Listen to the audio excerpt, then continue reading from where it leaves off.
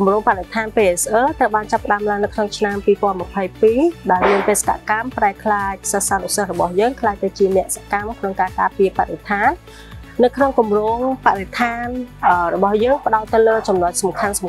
4ទី1ការគ្រប់គ្រងសំណល់ទី2ការសន្សំសំចៃថាមពលអគ្គិសនីទី3ការបង្កើតភាពបៃតងនិងទី4ការគិតគូរទៅលើគុណភាពអាហារឧទាហរណ៍ជាក់ស្ដែងតកតងទៅនឹងការគ្រប់គ្រងបរិស្ថាននៅក្នុងអង្គការដើម្បីភាពញញឹមទី1និយាយអំពីការគ្រប់គ្រងសំរាមតកតងទៅនឹងហេដ្ឋារចនាសម្ព័ន្ធទុន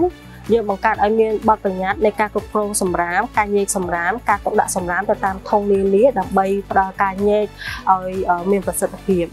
ហេដ្ឋារចនាសម្ព័ន្ធរឹងត្រូវបានបង្កើតឡើងដោយមានការអនុវត្តទៅលើធុងសំរាម3ប្រភេទដែលមានធុងសំរាមពណ៌បៃតងគឺសម្រាប់សំណល់ដែលអាចធ្វើជាកម្ប៉ុស្តបាន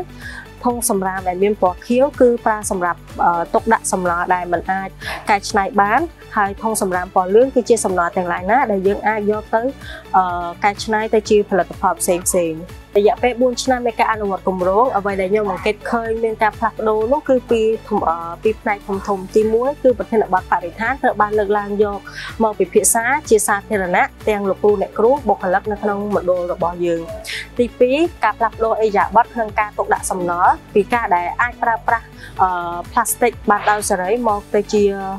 សាលាទៅជាមណ្ឌលដែលមិនមានការប្រើប្រាស់ផ្លាស្ទិកសិស្សានុសិស្សព្រមទាំងបុគ្គលិកមានការប្រើប្រាស់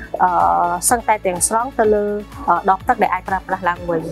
ការអប់រំបរិស្ថានពិតជាមានសារៈសំខាន់ណាស់ទៅកាន់សិស្សានុសិស្សរបស់យើងដែលអាចឲ្យពួកគាត់បានមានលទ្ធភាពក្នុងការសិក្សារៀនសូត្រទៅលើប្រធានបទផ្សេង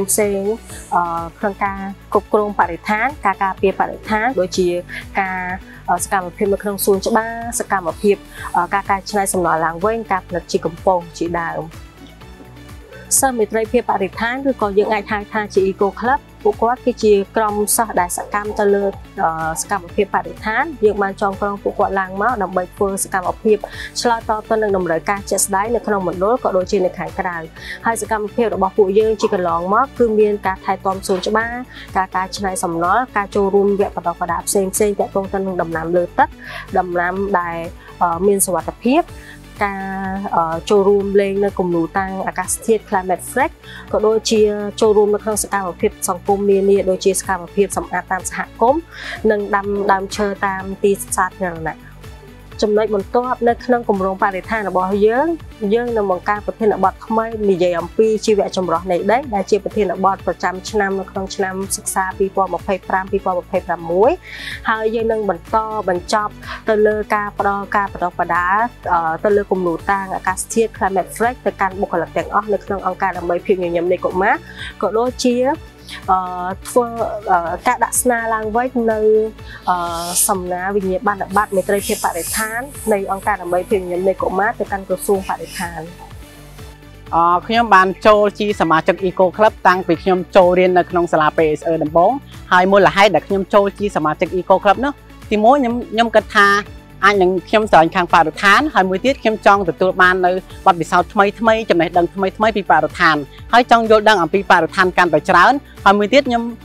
គិតថាខ្ញុំចង់ខ្លាចជាមនុស្សម្នាក់ដែលចូលរួមចំណែកនៅក្នុងការថែរក្សាបរិស្ថាននិងជួយផ្សព្វផ្សាយទៅដល់ប្រជាជនក៏ដូចជាសហគមន៍របស់ខ្ញុំនៅក្នុងការថែរក្សាបរិស្ថានផងដែរអ្វីដែលខ្ញុំទទួលពី Eco Club នោះទី1គឺខ្ញុំពីមុនមកខ្ញុំជាមនុស្សដែលអត់សូវចេះនិយាយច្រើនទេដល់ពេលដែលខ្ញុំចូលជាសមាជិក Eco Club ហើយខ្ញុំធ្វើសកម្មភាពច្រើនហើយជួបមិត្តភ័ក្តិថ្មីទៅបានបទពិសោធន៍ថ្មីអញ្ចឹងខ្ញុំអាចនិយាយបានច្រើនជាងមុនហើយមួយទៀតគឺខ្ញុំទទួលយល់ដឹងអំពីបរិស្ថានកាន់តែច្រើនជាងមុនទៀតផងឧទាហរណ៍ដូចជាការរៀបចំសួនឬក៏ថែសួនពួកយើងអាចជជែកគ្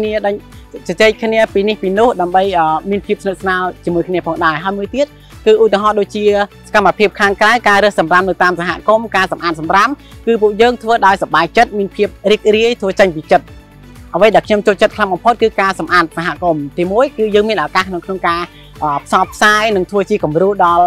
ប្រជាជននៅតាមសហគមន៍ហើយមួយទៀតគឺយើងមានការផ្សព្វផ្សាយណែនាំទៅដល់សហគមន៍នៅទីនោះឲ្យចេះទឹកដាក់សម្រាមឲ្យបានត្រឹមត្រូវខ្ញុំគិតថាបរិស្ថានគឺពិតជាមានសារៈសំខាន់ណាស់កាលណាដែលយើងមានបរិស្ថានល្អនៅជុំវិញខ្លួនយើងហើយសុខភាពរបស់យើងក៏ល្អទៅតាមបរិស្ថានផងដែរអញ្ចឹង យើងក៏បីគួរថែរក្សានៅបរិស្ថានឲ្យបានល្អហើយចូលរួមថែរក្សាទាំងអស់គ្នាដើម្បីឲ្យទទួលបាននៅបរិស្ថានមួយដ៏ល្អហើយជួយដល់យើងមានសុខភាពល្អផងដែរ